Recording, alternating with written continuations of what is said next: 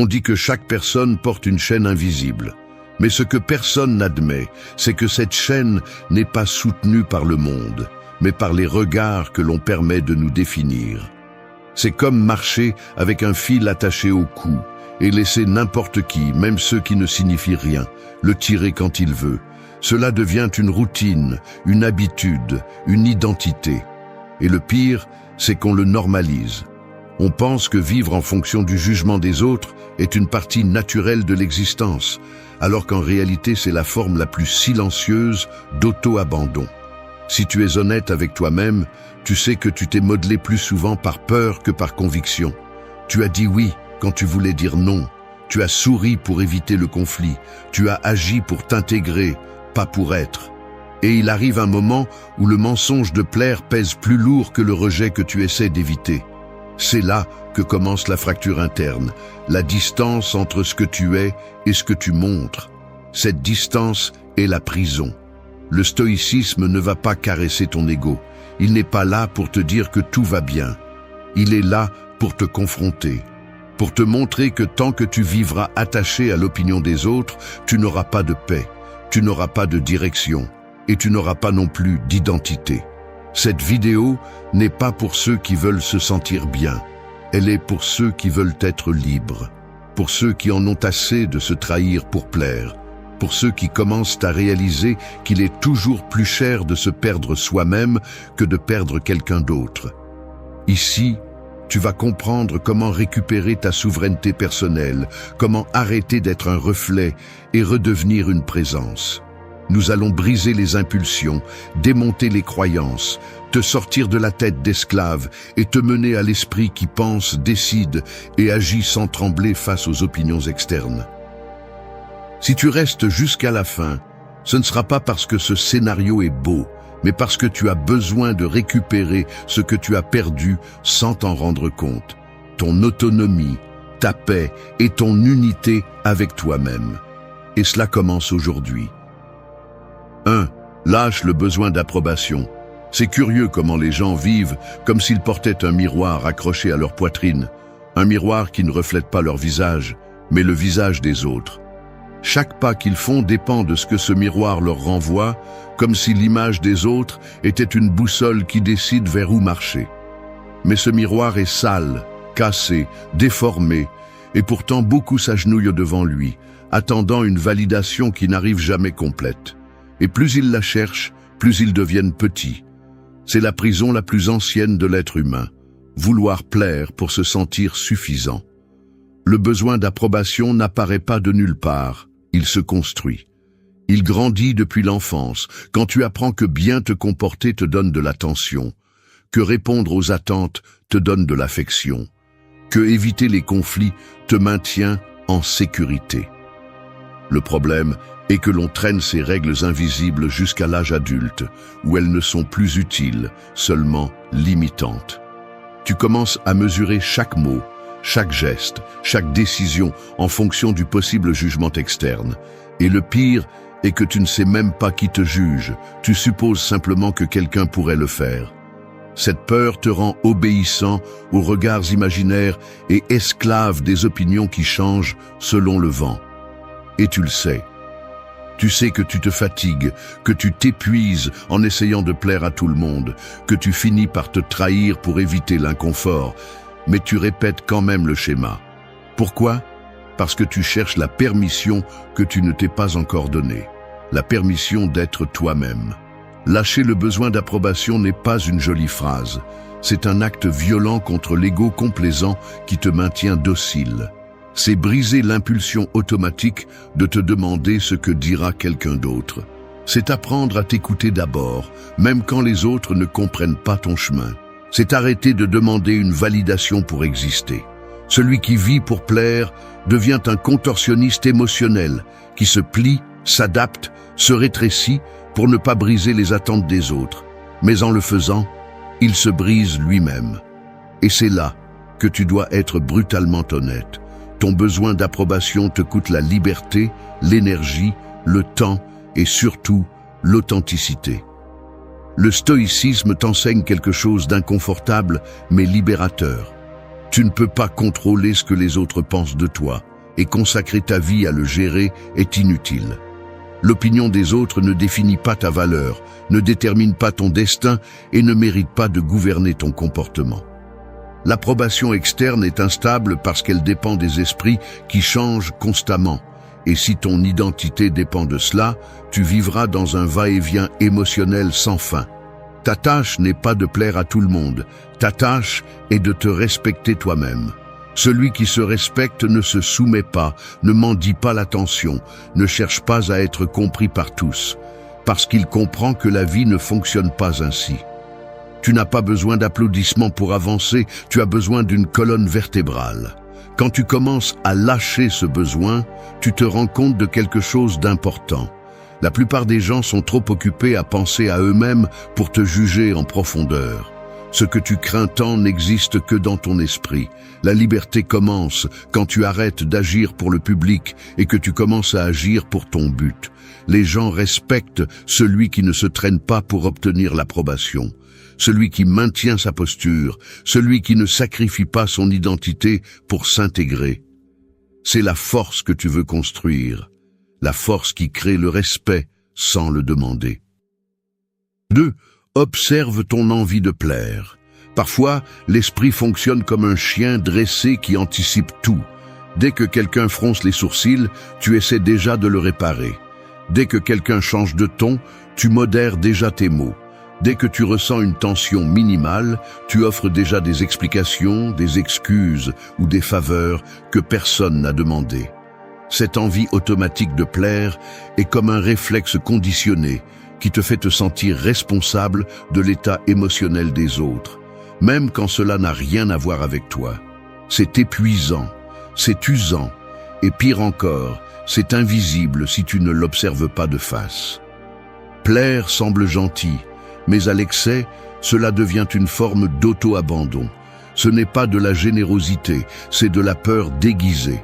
Peur de décevoir, peur de mal paraître, peur que quelqu'un s'éloigne, peur d'être jugé, peur de perdre la place que tu crois avoir dans la vie des autres. Cette peur te transforme en un acteur qui change de rôle selon qui est en face de toi. Tu ajustes ta voix, tes opinions, tes décisions, tes limites, tout pour éviter le conflit et pour maintenir l'image de bonne personne. Mais en réalité, ce masque pèse plus que tout rejet que tu essaies d'éviter. Et au fond, tu le sais. L'envie de plaire naît dans l'enfance, lorsque tu as appris que ta valeur se mesurait par ton obéissance ou ton utilité. Mais tu n'es plus cet enfant qui avait besoin d'approbation pour survivre. Tu es maintenant un adulte qui peut soutenir son propre jugement, mais tu restes coincé dans ce réflexe primitif. C'est pourquoi tu as besoin de l'observer, non pas pour lutter contre lui, mais pour l'identifier avec froideur, voir comment il apparaît, voir dans quelle situation il surgit, voir à quelle personne il te soumet, voir quelles pensées le nourrissent. Cette observation est la première forme de liberté. Tu ne peux pas briser une chaîne que tu ne vois pas. Le stoïcisme enseigne qu'on doit se connaître avec la même précision qu'un soldat connaît son arme. Non pas pour se punir, mais pour comprendre comment fonctionne l'esprit et reprendre le contrôle. Lorsque tu observes ton envie de plaire sans la justifier, tu découvres qu'elle ne vient pas de la bonté, mais du besoin.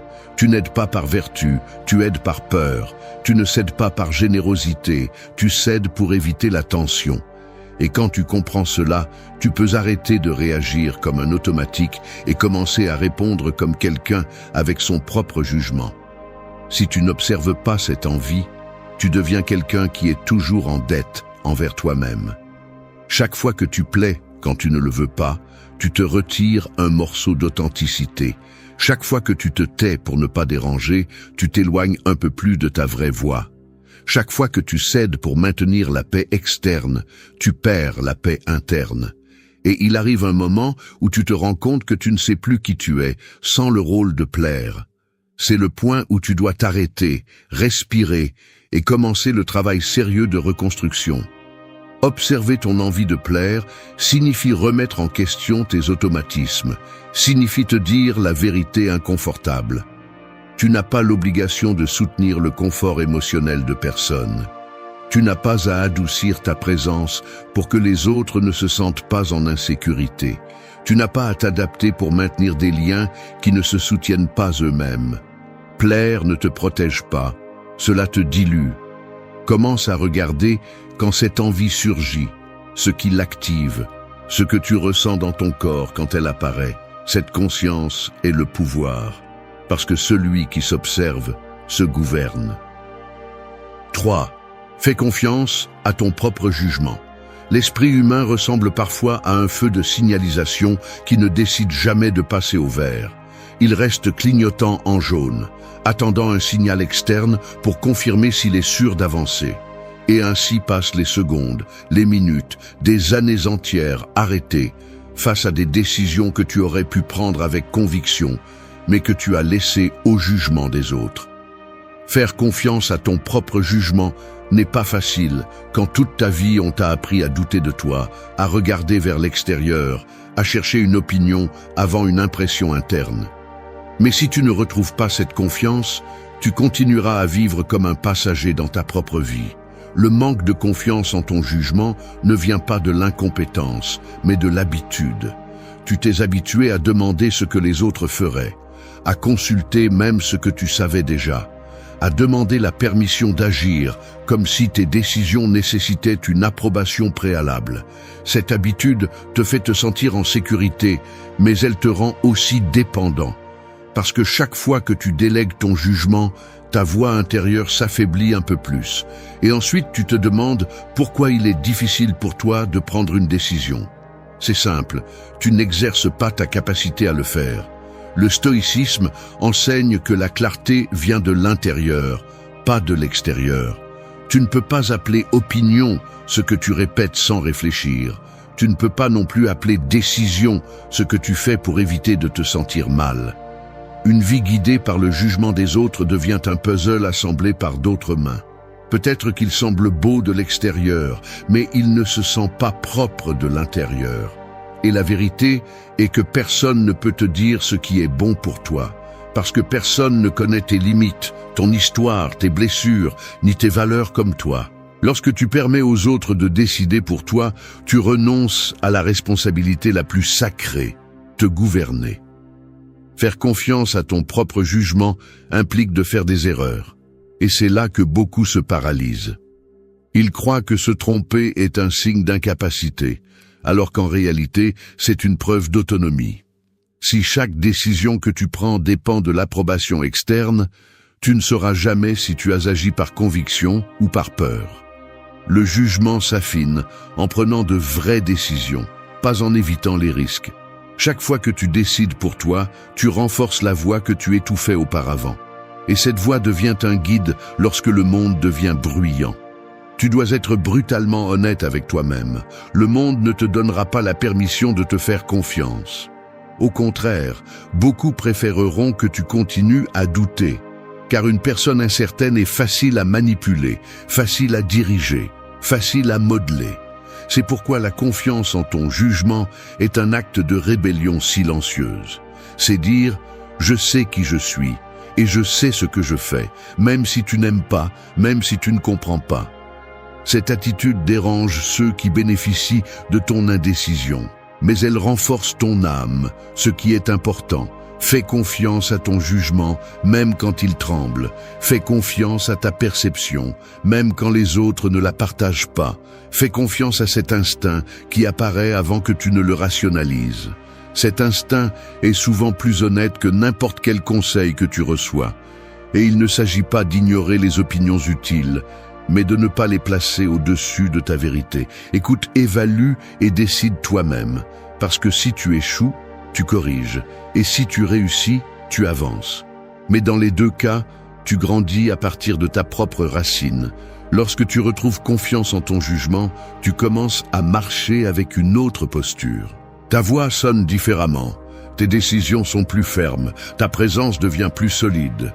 Tu arrêtes de te justifier autant, tu arrêtes de demander des explications pour être qui tu es. 4. Accepte ce que tu ne peux pas contrôler. Parfois, la vie ressemble à essayer de serrer la main sur de l'eau qui s'échappe entre les doigts. Plus tu serres fort, plus tu la perds rapidement. C'est l'ironie de ce que nous ne pouvons pas contrôler. Plus tu t'accroches, plus tu te fais mal. Et pourtant, beaucoup insistent pour lutter contre l'inévitable, pour discuter avec la réalité, pour résister à ce qui est déjà décidé par des forces plus grandes que leur volonté. Cette obstination consomme de l'énergie, du temps et de la paix. Le stoïcisme l'a compris il y a des siècles. Accepter n'est pas se rendre, c'est se libérer. La plupart des gens souffrent plus de ce qu'ils imaginent que de ce qui se passe réellement. Ils construisent des scénarios dans leur tête, inventent des dialogues, anticipent des rejets, dramatisent des possibilités. Ils vivent piégés dans un futur qui n'existe pas ou tourmentés par un passé qu'ils ne peuvent plus changer. Cette quantité d'énergie émotionnelle investie dans l'incontrôlable est ce qui épuise l'esprit. Ils essaient de contrôler l'opinion des autres, les sentiments des autres, les décisions des autres, voire le destin des autres. Et chaque tentative se termine par de la frustration, car ce qui ne dépend pas de toi ne répondra jamais à tes désirs. Accepter ce que tu ne peux pas contrôler ne signifie pas que tu t'en fiches. Cela signifie que tu ne te détruis pas en essayant de forcer ce qui n'est pas entre tes mains. C'est un acte de maturité émotionnelle que de reconnaître la limite entre ta responsabilité et l'indépendance du monde extérieur. Le climat change, les gens changent, les circonstances changent, les liens changent. T'accrocher à ce qui a été ou à ce que tu aimerais qu'il soit ne fait que prolonger la souffrance. La réalité ne perd jamais. Tu perds quand tu exiges qu'elle soit différente. L'ego veut croire qu'il peut tout dominer. Il veut que tout se passe comme il le pense, que la vie obéisse, que les gens agissent comme ils l'espèrent. Mais vivre ainsi, c'est comme marcher avec un verre collé à la poitrine. N'importe quoi te blesse, n'importe quel changement te brise, n'importe quel rejet te déstabilise. Accepter ce que tu ne peux pas contrôler, c'est apprendre à marcher sans ce verre, en comprenant que le monde n'est pas obligé de protéger ta sensibilité et que ta force dépend de ta capacité à t'adapter sans t'effondrer. Le stoïcisme le résume en une idée brutalement claire. Concentre-toi sur ce qui dépend de toi et lâche le reste. Ce qui dépend de toi, c'est ton jugement, ta discipline, ton caractère, ta réaction, ta conduite, ta posture. Ce qui ne dépend pas de toi, ce sont les opinions des autres, les résultats finaux, les décisions des autres, les changements inévitables, l'impermanence naturelle du monde. Lorsque tu distribues correctement ton énergie, tu récupères du pouvoir. Lorsque tu la gaspilles en essayant de contrôler l'incontrôlable, tu t'affaiblis. Accepter la réalité n'est pas du conformisme, c'est une stratégie. Cela te permet de voir le monde tel qu'il est, pas comme tu voudrais qu'il soit. Cela te prépare à agir avec sérénité plutôt qu'à réagir avec désespoir. Cela te libère de l'envie de prouver, de convaincre ou de manipuler. Cela te concentre sur ta responsabilité, pas sur celle des autres. Lorsque tu acceptes, tu arrêtes de t'épuiser dans des guerres que tu ne peux jamais gagner. Tu arrêtes de te battre avec des ombres. Tu arrêtes de discuter avec le destin. L'acceptation te rend plus stable, plus ferme, plus réaliste. Les personnes qui s'accrochent au contrôle vivent tendues, anxieuses, pendantes à chaque détail. Les personnes qui acceptent coulent, non pas parce qu'elles sont faibles, mais parce qu'elles comprennent le rythme de la vie. Et cette compréhension donne du pouvoir. 5. Pratique le détachement chaque jour. La vie ressemble beaucoup à une promenade en portant une valise que tu ne vérifies jamais.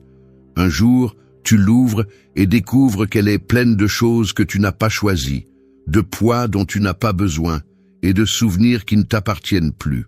Pourtant, tu continues à la porter, comme si t'en débarrasser signifiait perdre une partie de toi. C'est le problème de l'attachement. Il te convainc que sans ce à quoi tu te cramponnes, tu serais moins, alors qu'en réalité, c'est ce poids qui t'empêche d'avancer. Pratiquer le détachement chaque jour ne signifie pas devenir froid ou indifférent, mais apprendre à reconnaître quand quelque chose a cessé de faire partie de ta croissance.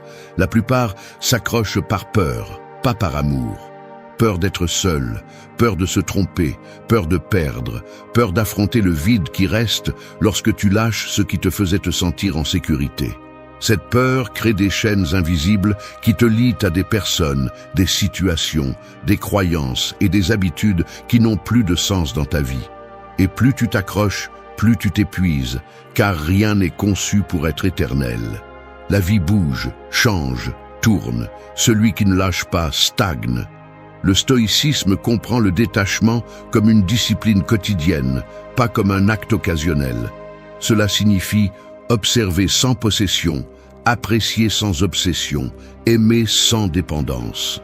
Cela signifie accepter l'impermanence comme une partie naturelle de l'ordre du monde. Vouloir contrôler la permanence de quelque chose qui change naturellement est comme essayer d'arrêter le vent avec les mains. Tu finis seulement frustré et fatigué. Le détachement n'est pas l'absence d'émotion, c'est la présence de clarté. Les gens ont tendance à croire que ce qui est en jeu, c'est de perdre ce qu'ils ont. Mais la vérité est que ce qui est en jeu, c'est de se perdre eux-mêmes. Quand tu t'accroches à une relation qui ne te donne plus la paix, tu te perds. Quand tu maintiens une identité ancienne qui ne te représente plus, tu te perds. Quand tu insistes pour maintenir des habitudes qui te nuisent, tu te perds. Le détachement t'oblige à te demander « Est-ce que cela me sert ou me consomme ? Est-ce que cela me donne de la force ou me affaiblit ? Est-ce que cela me rapproche de mon but ou m'en éloigne ? Si la réponse ne te favorise pas, le chemin est de lâcher prise. Te détacher ne signifie pas que tu ne te soucies pas. Cela signifie que tu ne te détruis pas.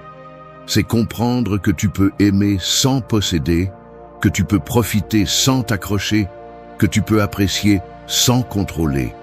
C'est choisir la liberté plutôt que l'illusion de stabilité.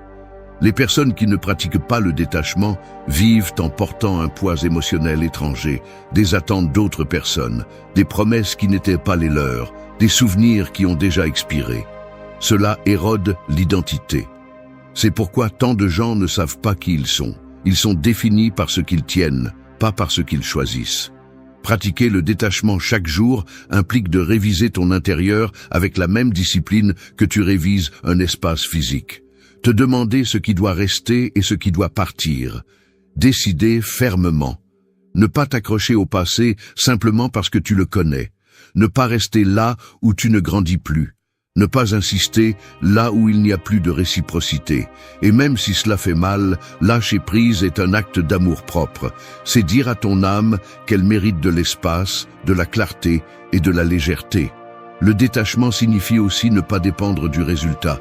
Tu fais ta part, tu agis avec vertu, tu donnes ton effort et ensuite tu laisses la vie faire son travail. Si cela a bien tourné, tu avances. Si cela a mal tourné, tu apprends. Mais tu ne te détruis pas en essayant de forcer un dénouement qui ne dépend pas de toi. Cet équilibre te donne la paix. Si tu pratiques le détachement chaque jour, tu deviens plus léger, plus libre, plus conscient. Tu laisses de la place pour que le nouveau entre et tu permets à ce qui a accompli son cycle de sortir. Le détachement ne te prend pas, il te clarifie. 6. Utilise le silence comme pouvoir. Le monde moderne est comme une salle pleine de micros ouverts où tout le monde parle en même temps, essayant de prouver quelque chose, de défendre quelque chose, de paraître quelque chose. Au milieu de ce bruit, le silence devient une arme que très peu savent manier. Ce n'est pas l'absence de mots, c'est la présence de contrôle. C'est comme éteindre toutes les lumières pour voir clairement ce que la brillance cachait auparavant. Quand tu décides de te taire, tu ne perds pas de force, tu retrouves ta direction. Utiliser le silence comme pouvoir ne signifie pas devenir distant. Cela signifie arrêter de réagir impulsivement. La plupart des gens répondent sans réfléchir, parlent pour combler les vides, discutent pour gagner, justifient pour ne pas se sentir exposé. Ce bruit émotionnel t'affaiblit parce qu'il montre que tu es encore gouverné par l'impulsion de prouver. Une personne qui se sent en sécurité n'a pas besoin d'expliquer chaque décision ni de défendre chaque mouvement. Son silence dérange parce qu'il révèle qu'elle n'est pas piégée dans le besoin de convaincre quelqu'un. Le silence expose aussi des vérités que les mots cachent. Quand tu te tais, tu observes qui est désespéré de te manipuler, qui est contrarié de ne pas te contrôler, qui projette son bruit sur ton calme. Tu découvres des dynamiques que tu ne voyais pas avant. Tu découvres que beaucoup se nourrissaient de ta réaction, de ton effort pour clarifier, de ton besoin de résoudre. Quand tu imposes le silence, tu leur enlèves cette nourriture. Et c'est là que tu retrouves le pouvoir, non pas à partir de l'agressivité et du cri, mais à partir de la fermeté de ne pas entrer dans des jeux inutiles. Le stoïcisme comprend le silence comme la base de l'autocontrôle. Les émotions intenses veulent te pousser à parler immédiatement, à répondre rapidement, à te défendre sans réfléchir. Mais cette impulsion te nuit presque toujours. Le silence te permet de créer cet espace sacré entre le stimulus et la réponse, ce petit instant où tu décides qui tu es vraiment. Tu ne réagis pas, tu choisis. Tu n'exploses pas, tu évalues. Tu ne te rabaisses pas, tu te positionnes. Et cette capacité vaut plus que tout discours impulsif que tu pourrais donner. Le silence protège aussi ton énergie. Quand tu parles trop, tu donnes des informations que d'autres peuvent utiliser contre toi. Quand tu expliques trop, tu ouvres des portes que tu n'avais pas besoin d'ouvrir. Quand tu discutes avec quelqu'un qui n'écoute pas, tu perds du temps. Garder le silence n'est pas perdre la conversation, c'est choisir quelle bataille valent ta voix. Et la réalité est que très peu le méritent. Tous les commentaires n'ont pas besoin de réponse, toutes les provocations n'ont pas besoin de réaction, toutes les critiques n'ont pas besoin d'explication. La plupart se dissolvent d'elles-mêmes si tu ne les alimentes pas. Utiliser le silence comme pouvoir signifie aussi t'écouter davantage. Quand le bruit externe baisse, tes pensées deviennent plus claires, ton intuition plus nette, ta vision plus précise. Tu deviens moins vulnérable à la manipulation et plus conscient de tes émotions réelles. Tu te rends compte que souvent tu as parlé pour éviter de ressentir, pour éviter de te confronter ou pour maintenir une image. Dans le silence, ces masques tombent, et même si cela te dérange, cela te rend plus honnête avec toi-même. Le silence redéfinit aussi ta présence. Un mot dit par quelqu'un qui sait se taire pèse plus que 100 mots de quelqu'un qui parle sans contrôle. Les gens prêtent attention à celui qui n'est pas désespéré d'être entendu. Le calme est intimidant quand il vient de quelqu'un qui ne se laisse pas emporter par le bruit émotionnel des autres. C'est le pouvoir du silence. Il ne crie pas, mais il s'impose. Il ne menace pas, mais il fixe des limites. 7. Reste cohérent avec toi-même. La vie ressemble à marcher sur un pont de verre. Chaque pas que tu fais laisse une marque, et ces marques forment le reflet de qui tu es vraiment. Certaines personnes avancent en laissant des empreintes fermes, droites, transparentes. D'autres laissent des fissures, des contradictions, des fragments brisés qui ne s'emboîtent pas. Cette différence n'a rien à voir avec la chance ou la personnalité, elle a à voir avec la cohérence. La cohérence est ce pont invisible qui soutient ton identité quand tout le reste tremble. Rester cohérent avec toi-même n'est pas un luxe, c'est une responsabilité. La plupart des gens parlent de ce qu'ils veulent être, mais vivent en agissant dans la direction opposée. Ils veulent la paix, mais cherchent le conflit. Ils veulent le respect, mais se rabaissent pour s'intégrer. Ils veulent la liberté, mais suivent des modèles qui les enchaînent. Cette distance entre ce que tu dis et ce que tu fais est ce qui te retire force, clarté et stabilité. Tu ne peux pas construire une vie solide si chaque décision contredit tes valeurs. Tu ne peux pas te sentir en paix si tu te trahis toi-même en silence. L'incohérence naît de la peur. Peur de perdre quelqu'un, peur d'être jugé, peur de te tromper, peur de te sentir différent. Pour éviter cette peur, les gens se mettent à l'aise, s'adaptent, deviennent des versions diluées d'eux-mêmes. Mais ce confort est cher, car il t'oblige à mener une double vie, celle que tu vis à l'extérieur et celle que tu sais que tu devrais vivre à l'intérieur. Et cette double vie finit par être épuisante, elle finit par être vide, elle finit par être fragmentée. Le stoïcisme enseigne que la cohérence est le véritable pouvoir d'un être humain, non pas parce qu'elle te rend parfait, mais parce qu'elle te rend réel.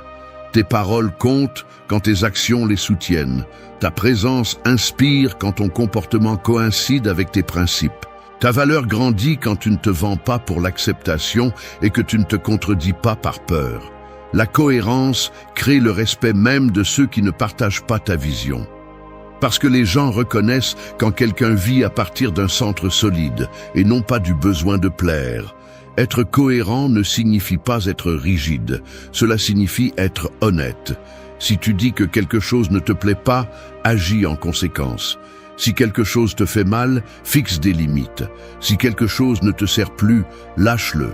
Si tu promets, tiens ta promesse. Si tu décides, soutiens. Si tu avances, avance sans t'excuser d'occuper ton propre chemin. L'incohérence apparaît dans ces petits gestes où tu te trahis sans t'en rendre compte. Chaque « ça va » quand ça ne va pas. Chaque « ça n'a pas d'importance » quand ça en a. Chaque « il ne se passe rien » quand il se passe quelque chose. Ces petites concessions détruisent plus que n'importe quel coup extérieur. Rester cohérent avec toi-même implique aussi de savoir dire non. Non à ce qui te détourne, non à ce qui t'affaiblit, non à ce qui te fait agir contre ton jugement. Un non ferme vaut plus que 1000 oui désespérés. Les gens qui ne savent pas dire non finissent par vivre une vie qu'ils ne voulaient pas, pris au piège dans des engagements qu'ils n'ont pas choisis. La cohérence coupe ce cycle, te recentre et t'oblige à agir selon ta vérité, pas selon le besoin de bien paraître. Une autre partie fondamentale de la cohérence est l'autocorrection. Personne n'est parfait, mais celui qui est cohérent reconnaît quand il a échoué et ajuste le cap sans excuse. Il ne se justifie pas, n'invente pas d'histoire, ne se cache pas derrière l'orgueil. Il se regarde en face et dit « Cela n'était pas à la hauteur de ce que je suis ». Et je le corrige. Ce courage crée un caractère fort, stable, fiable. La cohérence n'est pas quelque chose que l'on dit, c'est quelque chose que l'on voit. On la remarque dans ta posture, dans ton silence, dans tes limites, dans ta façon de parler, dans ta capacité à soutenir des décisions, même quand d'autres doutent de toi. 8. Renforce ton indépendance émotionnelle. L'esprit humain est comme un terrain fertile, où tout peut pousser, mais trop de personnes laissent les autres décider quelles graines y sont plantées. Un commentaire, une réaction, un silence, un regard, et soudain, ton état émotionnel change comme si quelqu'un avait appuyé sur un interrupteur en toi. Vivre ainsi, c'est comme donner à n'importe qui les clés de ta maison intérieure. Tu restes à attendre que les autres prennent soin de ta paix. Et cette attente te rend otage des émotions des autres. L'indépendance émotionnelle est le contraire. C'est reprendre la propriété absolue de ton monde intérieur. Renforcer ton indépendance émotionnelle ne signifie pas arrêter de ressentir, cela signifie arrêter de dépendre. La plupart confondent affection avec attachement, empathie avec absorption, connexion avec dépendance. Et quand tu mélanges ces concepts, tu finis par vivre à travers les réactions des autres. Si on te valorise, tu te sens bien. Si on t'ignore, tu t'effondres. Si on te fait des éloges, tu montes. Si on te critique, tu tombes. Ce manège émotionnel épuise l'âme parce que tu t'habitues à te réguler à travers l'extérieur. Mais la véritable stabilité ne vient pas de l'environnement. Elle vient de ce que tu peux soutenir en toi. Le stoïcisme le comprend avec une clarté brutale. Ta paix est ta responsabilité, pas un cadeau que les autres te donnent. Celui qui contrôle ta réaction contrôle ta vie. C'est pourquoi l'indépendance émotionnelle commence par reconnaître ce qui te gouverne. Demande-toi ce qui t'affecte, qui a trop de pouvoir sur ton humeur, quelle situation te déstabilise, quelle parole te tire vers le bas. Non pas pour blâmer, mais pour identifier où tu perds de la force. La dépendance émotionnelle est une fuite constante d'énergie, et la plupart ne savent même pas qu'ils l'ont ouverte. L'indépendance émotionnelle implique aussi de ne rien prendre personnellement. Les gens agissent en fonction de leurs blessures, pas de ta valeur. Tu ne peux pas interpréter chaque geste comme une attaque, ni chaque distance comme un rejet. La vie des autres ne tourne pas autour de tes attentes. Si tu prends tout personnellement, tu vis en alerte, interprétant des menaces là où il n'y en a pas, cherchant du sens dans des comportements qui n'ont rien à voir avec toi. Cette interprétation constante te lie à une narration qui n'appartient pas à ta réalité. Renforcer ton indépendance émotionnelle implique d'apprendre à traiter tes émotions sans chercher à ce que les autres les valident. Tu n'as pas besoin que quelqu'un d'autre confirme que tu as le droit de ressentir ce que tu ressens. Tu n'as pas besoin d'être approuvé pour pleurer, pour te mettre en colère, pour poser des limites, pour dire stop. Quand ton état émotionnel dépend des autres, tu deviens manipulable. Quand il dépend de toi, tu deviens inébranlable. Le silence intérieur fait aussi partie de cette indépendance. Avant de répondre, avant de supposer, avant de réagir, donne-toi ce moment pour te demander si ta réaction provient de ton jugement ou de ta blessure. Les blessures répondent rapidement, avec impulsivité et besoin. Le jugement répond fermement, de manière stable et cohérente. Cette différence définit ta liberté émotionnelle. Une personne qui se gouverne ne s'effondre pas à cause d'un rejet, ni ne s'élève à cause d'un éloge. Elle reçoit les deux avec équilibre, car sa valeur n'est pas négociable. Ton bien-être ne peut pas dépendre des fluctuations des tiers. Ta stabilité ne peut pas être un reflet de l'intensité émotionnelle de l'environnement. Lorsque tu renforces ton indépendance émotionnelle, tu commences à vivre avec posture, avec clarté et avec dignité. Danke, dass du bis zum Ende des Videos geblieben bist. Wenn du alles gesehen hast, kommentiere, ich bin stoisch, als unser geheimes Zeichen, zu wissen, dass du ein wahrer Schüler des Stoizismus bist. Vergiss nicht, den Kanal zu abonnieren und das Video zu liken, wenn es dir gefallen hat. Wir sehen uns im nächsten Video und denke daran, kultiviere weiterhin deinen stoischen Geist.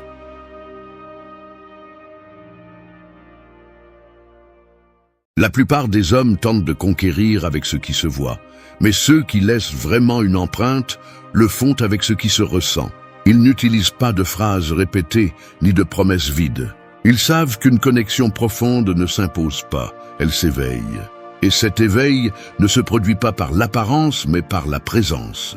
Une femme peut oublier tes paroles, mais jamais la façon dont tu l'as fait penser, ressentir ou se voir elle-même. Cette vidéo ne t'apprendra pas à séduire, elle t'apprendra à te connecter. Parce que la véritable attraction ne vient pas du besoin de plaire, mais du pouvoir de comprendre. Il s'agit de poser les questions que personne d'autre ne pose, de regarder au-delà de l'évident, de t'intéresser à ce qui se cache derrière le personnage qu'elle montre au monde. Lorsque tu apprends à poser des questions avec intention, ta conversation cesse d'être superficielle et devient un miroir où tous deux peuvent se reconnaître sans masque. Un homme conscient ne cherche pas à contrôler une conversation. Il cherche à découvrir ce qu'il y a en elle. Et il y parvient lorsque sa curiosité est authentique, lorsqu'il écoute sans interrompre, lorsqu'il observe avant de parler. Ce type de présence génère de la confiance. Et la confiance ouvre des portes que la conquête superficielle ne pourra jamais toucher. Ici, tu vas comprendre que le pouvoir ne réside pas dans le fait d'avoir les meilleures réponses, mais dans le fait de poser les bonnes questions. Des questions qui éveillent les rêves, qui révèlent les valeurs, qui invitent à la réflexion et provoquent des émotions réelles. Parce qu'un homme inoubliable n'est pas celui qui impressionne, mais celui qui transforme. Et si tu apprends à utiliser tes mots avec intention, tu arrêteras de poursuivre les connexions et tu commenceras à les créer. C'est le véritable art. Se connecter depuis l'esprit, toucher depuis l'âme et rester sans avoir besoin d'insister. 1. Observe avant de parler. Un regard peut tout dire, mais une question bien posée peut tout changer. Les mots justes au bon moment sont comme une clé qui ouvre des portes invisibles, celles qui protègent le plus profond d'une personne. Avant de parler, un homme doit observer. Non pas avec les yeux qui jugent, mais avec ceux qui lisent les silences, les gestes, l'énergie. Car la femme que tu as en face de toi n'est pas impressionnée par ce que tu dis, mais par ce qu'elle perçoit quand tu parles. Observer avant de parler est une attitude de pouvoir. C'est la différence entre un homme qui réagit et un homme qui comprend. Quand tu observes, tu vois ce que les autres ignorent. Tu remarques comment son ton change lorsqu'elle parle de quelque chose qui lui tient à cœur. Comment elle baisse les yeux lorsqu'elle aborde un sujet qui lui fait mal. Comment elle sourit sans s'en rendre compte lorsqu'elle mentionne un rêve. Cette information ne s'achète pas, elle ne s'invente pas, elle se perçoit. Et seul l'aperçoit celui qui est vraiment présent. Beaucoup d'hommes parlent pour combler le silence, sans comprendre que le silence est le terrain où naît la connexion. Quand tu te précipites à parler, tu perds l'opportunité de connaître ce qui compte vraiment. Mais quand tu observes d'abord, tu te rends compte que tu n'as pas besoin de tant de mots pour être mémorable. Le calme avec lequel tu regardes, l'attention avec laquelle tu écoutes et la sérénité avec laquelle tu réponds créent un magnétisme qui ne dépend pas de l'apparence. Observer avant de parler implique également une discipline émotionnelle. Cela signifie ne pas réagir à chaque stimulus, ne pas chercher l'approbation dans chaque réponse. Cela signifie rester ferme, même lorsque le silence est inconfortable. Parce que la plupart cherchent à être entendus, mais peu savent écouter. Et celui qui maîtrise l'art d'écouter devient irrésistible, parce que dans un monde plein de bruit, son attention est ressentie comme un refuge. Un homme qui observe n'a pas besoin de parler beaucoup pour dire beaucoup. Chaque mot qui sort de sa bouche a du poids, parce qu'il a été mesuré, réfléchi et donné avec intention. C'est ce genre de communication qui laisse une trace, celle qui naît de la compréhension, pas de l'impulsion. Apprends à observer. D'abord, et tu verras comment le monde commence à te raconter des secrets que les autres n'ont jamais remarqués. Parce que la connexion profonde ne commence pas par ce que tu dis, mais parce que tu es capable de voir avant de parler. 2. Pose des questions au-delà de l'évident. Une conversation vide est comme un puits sans fond. On parle beaucoup, mais on ne trouve rien. Poser des questions au-delà de l'évident est ce qui sépare un homme ordinaire d'un homme qui laisse une empreinte. La plupart restent en surface avec des phrases automatiques, cherchant à faire bonne impression. Mais ils ne se rendent pas compte que les bonnes questions ne cherchent pas à plaire, elles cherchent à connecter.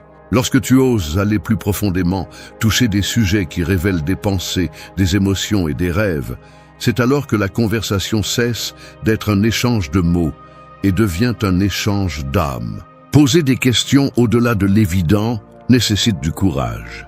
Il ne s'agit pas d'envahir ou d'analyser, mais de montrer un véritable intérêt. Ne lui demande pas seulement ce qu'elle fait ou ce qu'elle aime, mais pourquoi cela la passionne, ce qu'elle a appris de ce qu'elle a vécu, ce qui la fait se sentir vivante. Chaque question bien formulée est une invitation à descendre une couche de plus, à cesser de parler au personnage et à commencer à connaître la personne.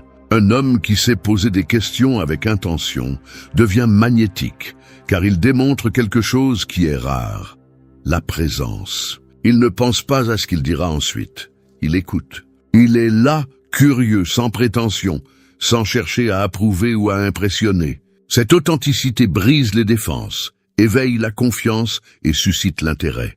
Parce que tandis que les autres cherchent des réponses rapides, toi, tu sèmes la connexion. Lorsqu'une femme sent qu'on l'écoute attentivement, son esprit s'ouvre et son âme répond. Poser des questions n'est pas manipuler, c'est comprendre. C'est refléter son essence et montrer la tienne en même temps. C'est provoquer une pause, un sourire, une pensée qui ne s'oublie pas.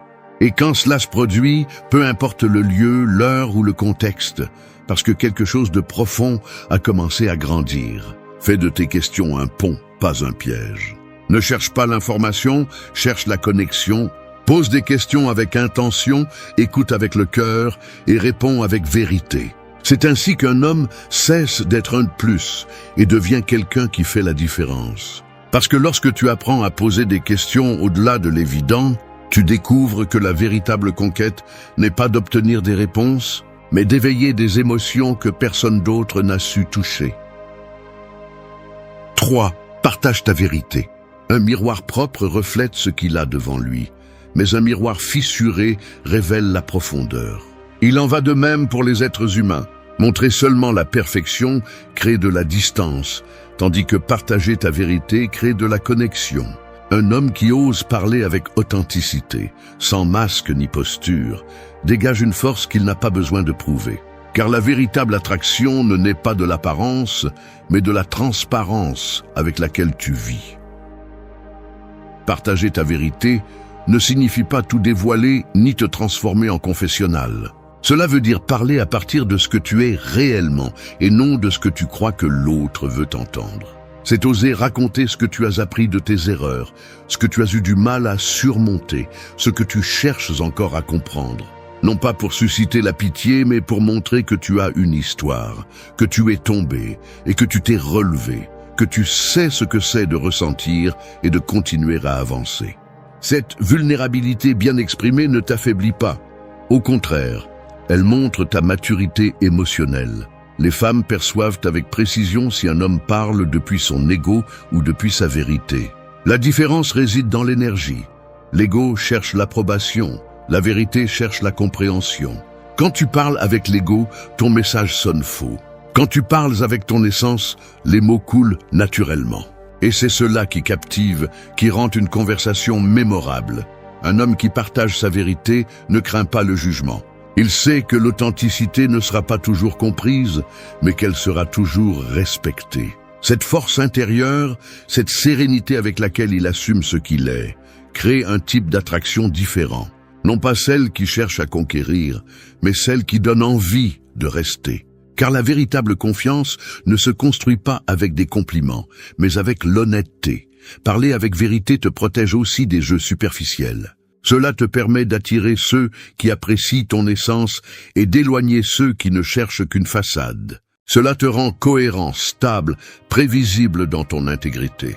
Et cela, dans un monde plein d'apparences, est un véritable trésor. Si tu veux vraiment créer une connexion, cesse de jouer un rôle et commence à partager. Parle avec sincérité, sans artifice, sans peur d'être mal interprété. Car celui qui parle depuis son âme n'a pas besoin de convaincre. Il se contente d'être. Quand tu apprends à partager ta vérité, tes mots cessent de chercher l'attention et commencent à inspirer le respect. Et c'est là le fondement de toute connexion profonde. Deux vérités qui se rencontrent et choisissent d'avancer au même rythme. 4. Réveille ses rêves. Il y a des hommes qui parlent pour combler le silence, et d'autres qui, avec peu de mots, parviennent à allumer quelque chose qui était endormi.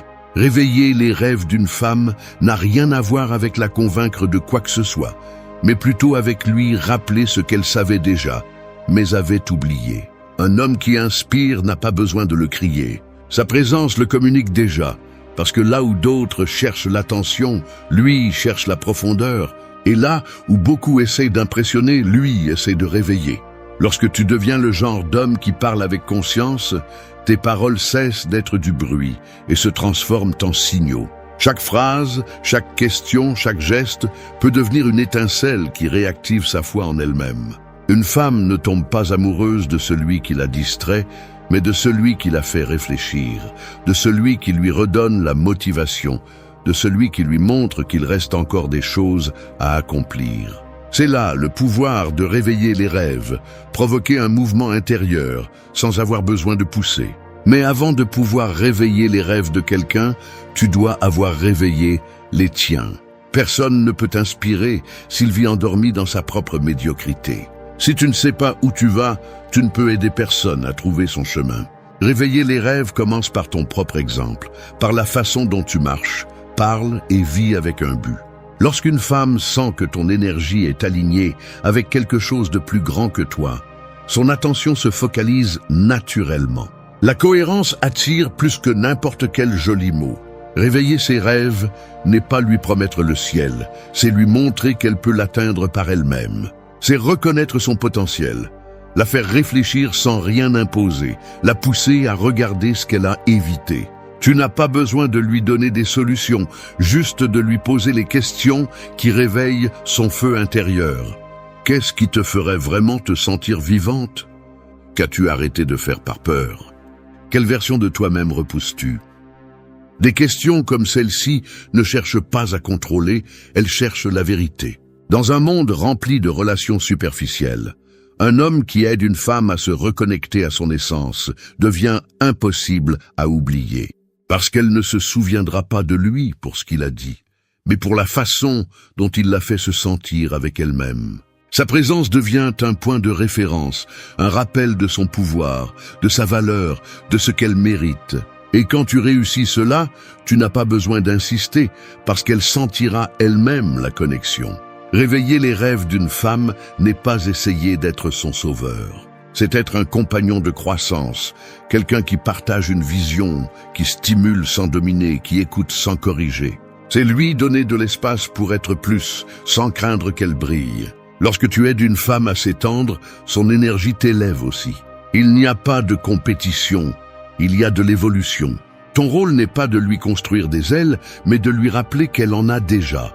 Il ne s'agit pas de lui dire ce qu'elle doit faire, mais de croire en ce qu'elle peut faire. Et quand ce type de croyance vient d'un homme qui parle calmement, fermement, et à partir de la vérité, il devient presque impossible de ne pas le sentir. Cette confiance que tu transmets lorsque tu parles de but, de vision, de but, réveille en elle le besoin de grandir aussi. Si tu veux une véritable connexion, ne cherche pas des émotions momentanées. Cherche une expansion mutuelle. Ne la conquiers pas avec des flatteries, conquiers-la avec une direction.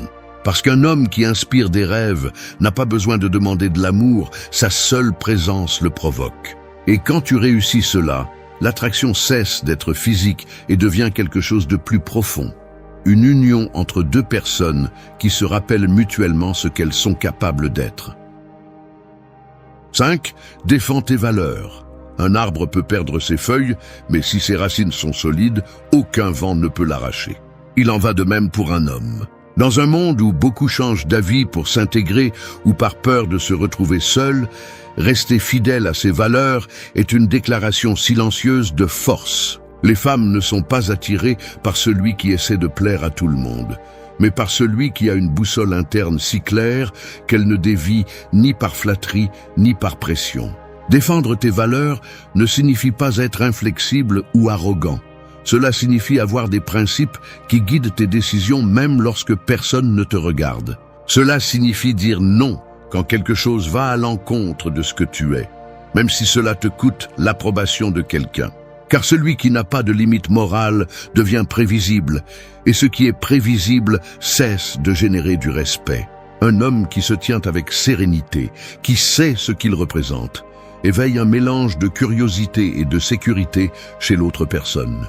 Une femme se sent émotionnellement en sécurité lorsqu'elle perçoit de la cohérence. Elle peut ne pas partager tes idées, mais si elle voit que tu les soutiens avec calme et sans imposition, elle ressentira du respect. Le respect est le terrain sur lequel fleurit l'attraction profonde. C'est pourquoi, lorsque tu parles de ce en quoi tu crois, fais-le avec conviction, non pas pour convaincre, mais pour montrer la direction.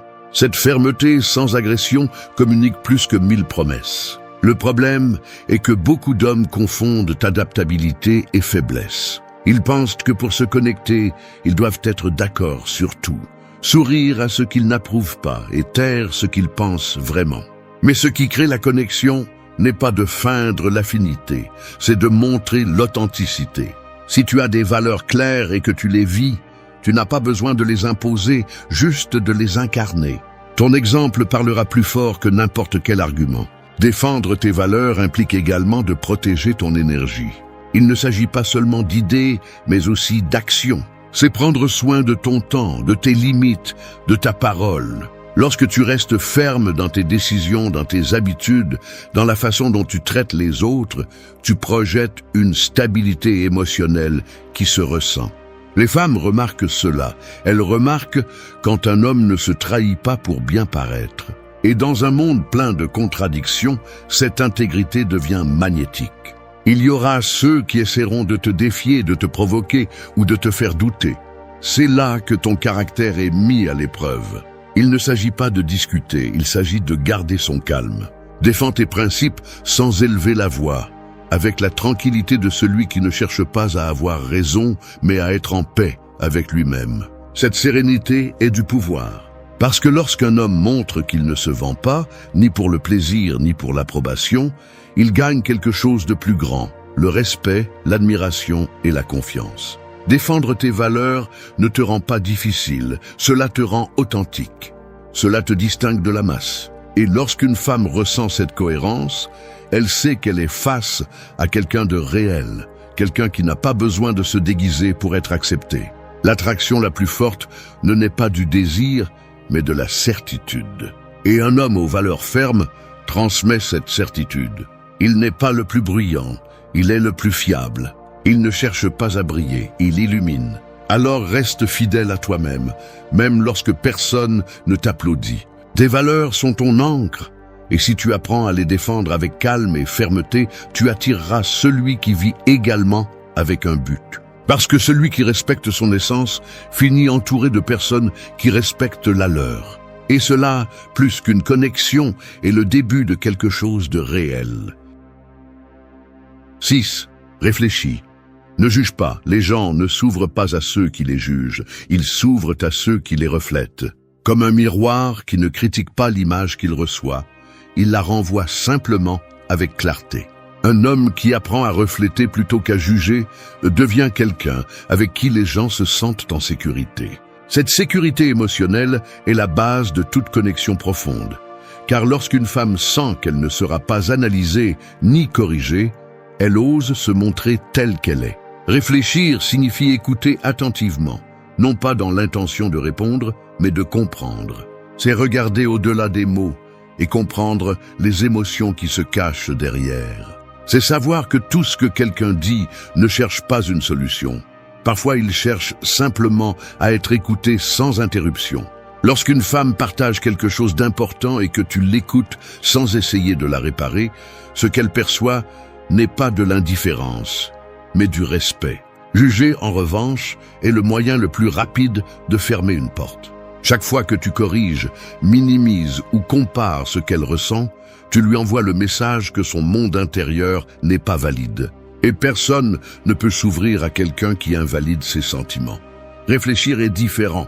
C'est répondre avec empathie, avec des phrases simples mais puissantes, comme « je comprends pourquoi tu as ressenti cela » ou « cela a dû être difficile ».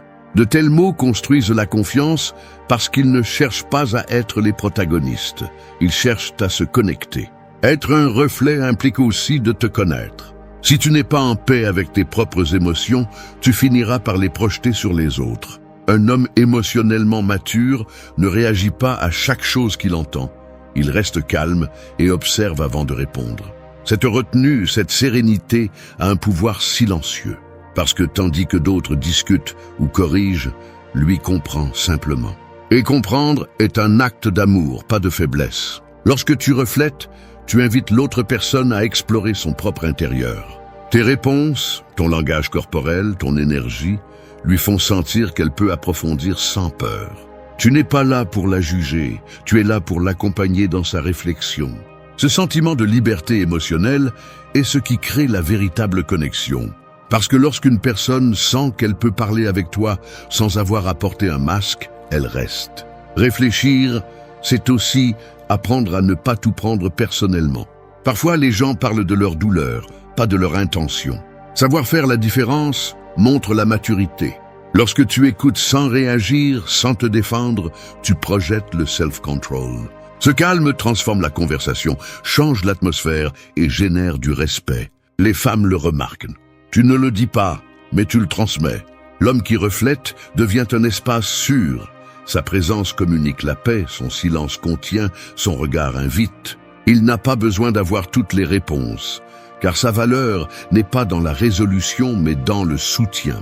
Et lorsqu'il y parvient, sa compagnie devient addictive. Non pas pour ce qu'il offre, mais pour ce qu'il provoque. Tranquillité, confiance, compréhension. Alors, au lieu de corriger, comprends. Au lieu de donner ton avis immédiatement, écoute. Au lieu de réagir, observe. Réfléchir ne signifie pas se taire. Cela signifie répondre avec empathie, pas avec jugement. Cette compétence te transforme en quelqu'un qui ne fait pas que converser, mais qui se connecte. Et lorsque tu apprends à refléter sans juger, tu découvres que la véritable communication ne se fait pas avec des mots, mais avec le sentiment que tu laisses lorsque l'autre se sent vu, compris et respecté. 7. Parle depuis la croissance. Les mots peuvent être des graines ou des couteaux, selon l'intention avec laquelle ils sont utilisés.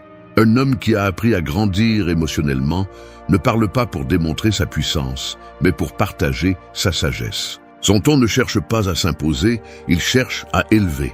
Parler depuis la croissance signifie que chaque mot que tu prononces naît de tes expériences, pas de tes blessures. C'est parler avec maturité, avec calme, et avec la clarté de celui qui a déjà compris que la communication n'est pas une question de victoire, mais de connexion. Un homme qui parle depuis la croissance n'utilise pas ses histoires pour se vanter, mais pour enseigner. Il n'a pas besoin de cacher son passé, car il l'a transformé en apprentissage. Chaque chute lui a donné une perspective, chaque erreur lui a appris à voir avec empathie. C'est pourquoi quand il parle, on sent la vérité. Ces mots ont du poids parce qu'ils naissent de l'expérience, pas de la théorie. Et cela crée un impact immédiat. Une femme peut oublier tes gestes, mais elle n'oublie jamais la sensation d'avoir été comprise par quelqu'un qui a déjà parcouru ce même terrain. Parler depuis la croissance implique aussi de contrôler son ego. Il ne s'agit pas d'avoir raison, mais d'apporter de la valeur. C'est éviter de transformer une conversation en compétition. Beaucoup d'hommes essaient d'impressionner en montrant tout ce qu'ils savent, mais ils oublient que ce qui est vraiment attirant n'est pas la quantité de mots, mais la qualité des réflexions. La maturité se remarque quand tu sais te taire pour écouter. Et quand tu parles, tu le fais depuis l'équilibre, pas depuis la réaction. Quand tu partages depuis la croissance, tes mots inspirent sans avoir besoin de convaincre. Tu parles depuis le calme, depuis la certitude d'avoir surmonté ce que d'autres sont encore en train de comprendre. Cette énergie transmet de la stabilité. Et la stabilité émotionnelle est l'une des formes d'attraction les plus fortes. Les femmes le perçoivent instantanément. Pas pour ce que tu dis, mais pour la façon dont tu le dis. Ton langage corporel, ton rythme, ton ton, tout communique. Parler depuis la croissance, c'est aussi savoir quand ne pas parler. Parfois, le silence est la réponse la plus sage. Non pas parce que tu n'as rien à dire, mais parce que tu comprends que toutes les batailles n'ont pas besoin de mots. Un homme en croissance ne réagit pas au chaos. Il l'observe, le comprend et agit ensuite avec précision. Sa voix ne cherche pas le bruit, elle cherche la direction.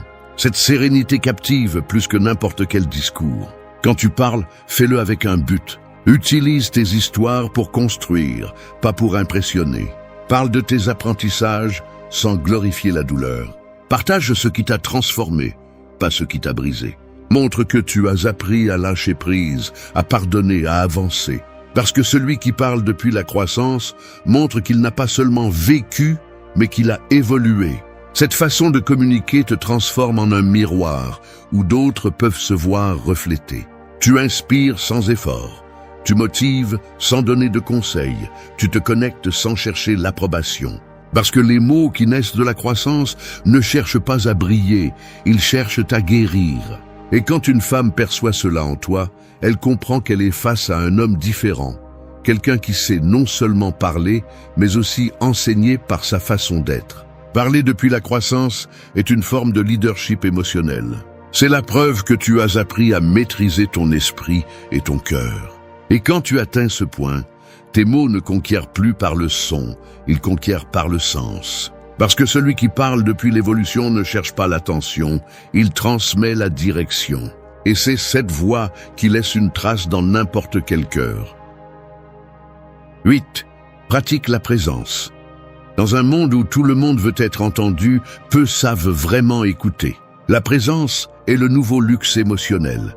Un bien rare qui distingue celui qui vit éveillé de celui qui ne fait que réagir. Être présent n'est pas seulement rester physiquement, c'est être là avec l'esprit, le regard et l'âme.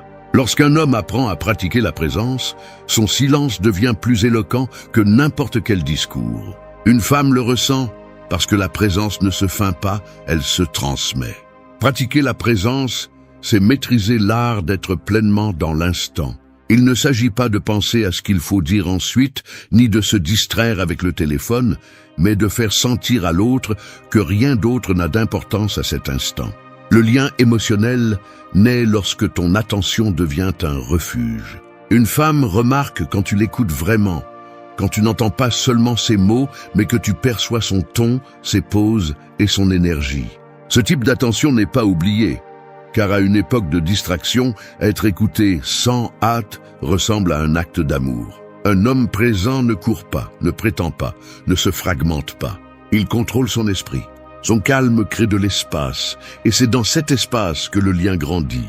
Les femmes ne sont pas attirées par celui qui parle vite, ni par celui qui cherche à démontrer sa valeur, mais par celui qui transmet la sécurité sans avoir besoin de l'expliquer. La présence est un pouvoir silencieux. C'est la maîtrise interne. C'est la capacité de rester centré, même lorsque le monde crie. Pratiquer la présence implique aussi le respect. C'est regarder dans les yeux quand tu parles, non pas comme un geste mécanique, mais comme une forme de reconnaissance. C'est éviter les distractions, non pas parce que c'est une règle, mais parce que tu comprends que chaque moment partagé a de la valeur. Être présent communique que tu sais apprécier ce que tu as devant toi, que tu comprends la rareté d'une connexion authentique. Quand tu es présent, tes mots ont plus de force et tes gestes ont plus de sens. Chaque mouvement que tu fais est perçu comme intentionnel, pas impulsif. Et cela génère une énergie magnétique. Les femmes ressentent cette différence instantanément. Un homme dispersé transmet le doute, un homme présent transmet la certitude. La présence est le signe le plus clair de maturité émotionnelle, car elle montre que tu peux garder ton calme sans te perdre dans le chaos. Être présent ne signifie pas ne pas penser à l'avenir, mais ne pas laisser l'avenir te voler le présent. Cela signifie lâcher prise sur le désir de contrôler la conversation et laisser les choses se dérouler. Dans ce flux, la magie se produit. Les connexions les plus profondes ne sont pas planifiées, elles sont ressenties. Et seul celui qui est vraiment présent peut reconnaître ces moments quand ils arrivent. Pour pratiquer la présence, tu as besoin d'entraîner ton esprit, d'apprendre à respirer, à observer, à faire une pause avant de répondre. Tu as besoin de te déconnecter du bruit et de te reconnecter avec toi-même. Parce que la présence ne vient pas de l'effort, elle vient de la paix intérieure. Si ton esprit est calme, ton énergie le sera aussi. Et lorsque cette énergie est projetée, elle devient une invitation silencieuse qui dit « Je suis ici, avec toi, et je n'ai besoin de rien d'autre ». Un homme qui maîtrise la présence ne cherche pas à contrôler la conversation, il la guide avec son attention. Sa simple façon d'être transforme l'atmosphère, et celui qui est en face de lui le perçoit. La présence crée la confiance, et la confiance génère l'ouverture. Et quand tu y arrives, tu n'as plus besoin de stratégie, car la connexion se fait d'elle-même. Être présent est la conclusion parfaite de tout. Il ne s'agit pas de parler plus, mais d'être plus. Parce que dans un monde qui court, l'homme qui sait rester devient inoubliable. 9. Avance sans craindre de faire des erreurs. Marcher avec peur de trébucher est la façon la plus sûre de ne pas avancer. Les hommes qui laissent une empreinte ne sont pas ceux qui ne se trompent jamais, mais ceux qui apprennent à bouger même avec le risque de tomber. Vivre avec un but ne signifie pas le faire parfaitement, mais le faire avec courage. Avancer sans craindre de faire des erreurs est une leçon de maturité, car elle montre que tu préfères vivre avec des cicatrices plutôt qu'avec des regrets. Beaucoup d'hommes se paralysent en attendant le moment idéal, le mot parfait ou l'opportunité sans risque. Mais ce moment n'existe pas.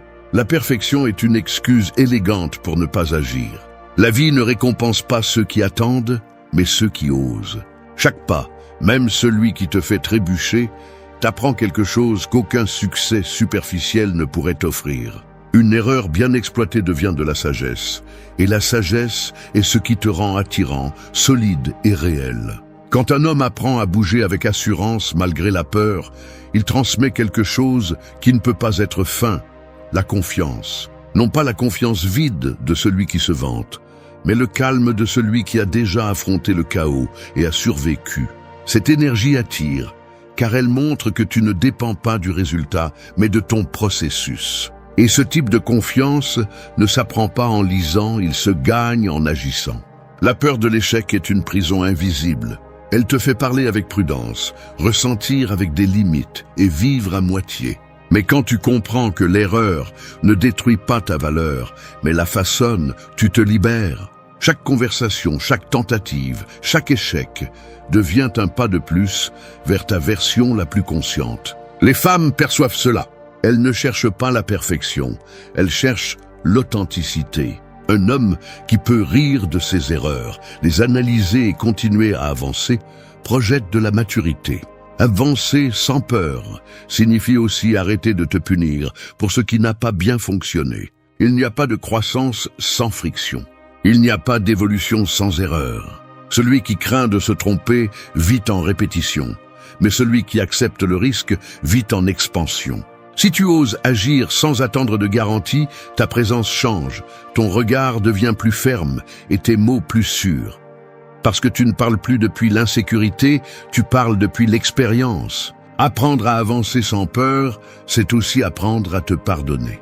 Tu ne peux rien construire de nouveau si tu es ancré dans la culpabilité du passé. Ce que tu as fait, dit ou non dit, ne te définit plus, cela t'a formé. Chaque faux pas t'a préparé à reconnaître ce que tu comprends maintenant. C'est ça la croissance. Et un homme qui grandit sans le nier inspire le respect, car il montre qu'il n'a pas besoin de se justifier pour avoir de la valeur. Dans la connexion émotionnelle, ce principe est clé. Quand tu te permets d'être imparfait, tu permets à l'autre personne de l'être aussi.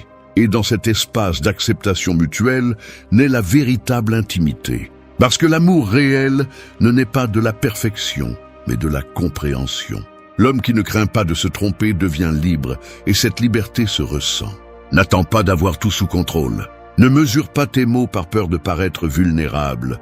Avance avec intention, avec présence, avec l'humilité de celui qui sait que chaque erreur peut se transformer en un pas de plus vers la grandeur. Au final, ce n'est pas l'homme qui ne fait jamais d'erreur qui laisse une empreinte, mais celui qui n'arrête jamais d'avancer. Et celui qui avance, même avec peur, devient inévitablement quelqu'un d'impossible à oublier. Merci d'être resté jusqu'à la fin de la vidéo. Si vous avez tout vu, commentez « Je suis stoïcien » comme notre signe secret, indiquant que vous êtes un véritable apprenant du stoïcisme. N'oubliez pas de vous abonner et de liker la vidéo si elle vous a plu. Rendez-vous dans la prochaine vidéo et rappelez-vous, continuez à cultiver votre esprit stoïque. On dit que le passé est comme une ombre. Peu importe combien tu cours, il t'accompagne toujours, mais il ne devient menaçant que lorsque tu lui tournes le dos. Il y a des gens qui vivent en attendant ce moment. Te voir hésiter, te rappeler tes erreurs, utiliser ton histoire comme une arme. Non pas parce qu'ils se soucient de ce que tu étais, mais parce qu'ils sont gênés par ce que tu deviens. Le passé, quand tu l'assumes avec sérénité, cesse d'être un point faible et devient une armure. Mais tant que tu le caches ou que tu en as honte, n'importe qui pourra l'utiliser contre toi. Beaucoup tombent dans le piège de se justifier, d'expliquer encore et encore ce qui n'a plus besoin d'explication. Celui qui cherche à te manipuler avec ton passé ne veut pas te comprendre, il veut te contrôler. Et la seule façon de lui enlever ce pouvoir est de le regarder calmement, de le reconnaître sans peur et de continuer à marcher. Le stoïcisme enseigne précisément cela. Rien d'extérieur ne peut te blesser si tu ne le permets pas même les souvenirs. Accepter ton histoire n'est pas abandonner, c'est la maîtriser. Chaque erreur, chaque chute, chaque décision a fait partie de la forge. Celui qui essaie de les utiliser contre toi ne comprend pas que ce qui t'a détruit une fois te donne aujourd'hui de la force. Parce que le passé n'a de pouvoir que si tu continues à le porter. Lorsque tu apprends à le lâcher et à répondre avec sérénité, tu deviens quelqu'un d'inébranlable. Et c'est précisément ce qui dérange le plus ceux qui sont liés à leur propre passé. Que tu ne réagisses plus, que tu souris, que tu continues. Parce que lorsque tu maîtrises ta réponse, tu maîtrises ta vie. 1. Accepte ton passé avec sérénité. Le passé est comme un fer rouge que beaucoup continuent de tenir dans l'espoir de le modeler, alors qu'ils ne font que continuer à se brûler. Ils le serrent avec culpabilité, avec honte, avec ce besoin absurde d'expliquer ce qui a déjà eu lieu. Mais la vérité est plus simple et plus dure. Ce qui s'est passé, c'est passé. Aucune analyse interminable, ni tentative de justification ne peut le changer. Accepter ton passé ne signifie pas l'approuver. Cela signifie te libérer de lui, lâcher ce qui pèse et commencer à vivre à partir de la maturité qui naît lorsque tu ne te punis plus pour ce que tu ne peux pas changer. D'un point de vue stoïcien, résister à ce que tu ne peux plus modifier est une forme silencieuse d'esclavage émotionnel. Marc Aurèle l'a bien dit, ce qui empêche l'action accélère l'action. Ce qui se met en travers du chemin devient le chemin. Si quelqu'un essaie d'utiliser ton histoire pour te blesser, laisse-le faire. Seul ce que tu nies encore te frappe. Mais quand tu acceptes avec sérénité, quand tu observes tes erreurs sans fuir, toute tentative de manipulation devient inutile. La culpabilité perd son pouvoir. Le passé cesse de faire mal et tu retrouves ton centre. Accepter n'est pas une faiblesse, c'est une maîtrise. Il faut du courage pour regarder ce que tu as été sans fioriture ni excuse, reconnaître tes erreurs, tes mauvaises décisions, tes blessures. Cela signifie dire « Oui, c'est aussi moi, mais cela ne me contrôle plus. » Et c'est là que le pouvoir change de main. L'autre peut parler, juger ou inventer, mais tu ne réagis plus. Tu as transformé le bruit extérieur en silence intérieur. La sérénité que tu montres déconcerte, car elle révèle une force que seul celui qui s'est réconcilié avec lui-même possède.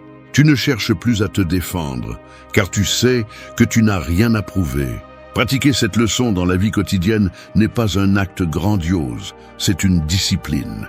Chaque fois que quelqu'un essaie de te rappeler quelque chose de douloureux, ne fuis pas, n'explique pas, ne te justifie pas. Respire et réponds calmement.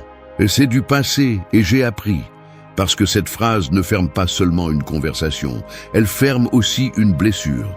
Tu fais comprendre que ton histoire ne te fait pas honte, que tes erreurs font partie du prix que tu as payé pour devenir qui tu es. La sérénité n'est pas de l'indifférence, c'est une déclaration silencieuse de pouvoir. C'est le message de celui qui se connaît, s'accepte et a cessé de demander la permission d'être en paix. Accepter le passé ne consiste pas à effacer ce qui a été vécu, mais à l'intégrer. Chaque chute, chaque perte, chaque erreur t'a construit. Quand tu apprends à le voir ainsi, le passé cesse d'être un fardeau et devient une source de sagesse. Personne ne peut l'utiliser contre toi parce que tu l'as déjà embrassé. C'est la fin de la culpabilité et le début de la liberté émotionnelle. Le passé ne définit pas qui tu es, il t'a seulement donné les outils pour le comprendre. Et quand tu y arrives, rien ni personne ne peut réutiliser ton histoire comme une arme. Tu as fait la paix avec elle et cela te rend invincible. 2. Transforme la douleur en apprentissage. La douleur est comme le feu, elle peut tout consumer ou te forger en quelque chose de plus fort. La différence réside dans la façon dont tu l'affrontes. Beaucoup fuient devant elle, la cachent, la nient, mais la douleur ne disparaît pas parce que tu l'ignores. Elle se transforme quand tu la comprends. Ce qui t'a autrefois brisé n'est pas venu pour te détruire. Il est venu pour t'apprendre quelque chose sur toi que tu n'aurais pas appris autrement.